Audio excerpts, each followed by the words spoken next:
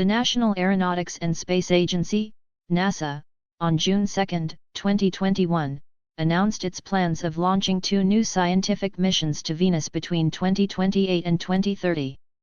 The 2 missions to the Earth's so-called sister planet by NASA will be its first one in decades and will study the atmosphere and geologic features of the planet. As per the Space Agency of the United States, it was awarding about $500 million for the development of each of the 2 missions. They are dubbed as Davinci Plus, short for Deep Atmosphere Venus Investigation of Noble Gases, Chemistry and Imaging, and Veritas, an acronym for Venus Emissivity, Radio Science, INSAR, Topography and Spectroscopy.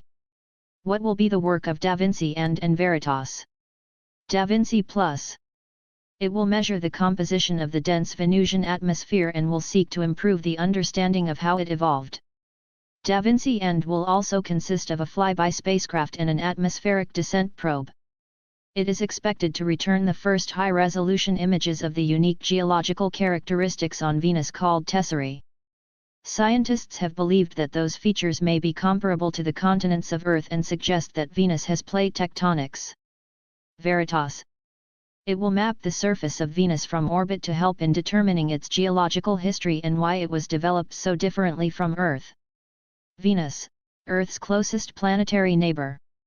Venus is the second planet from the Sun and is Earth's closest planetary neighbor.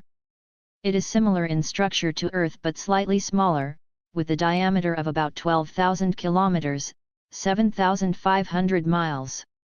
Above Venus's foreboding landscape lies a toxic, thick atmosphere that consists primarily of carbon dioxide, along with clouds of sulfuric acid droplets.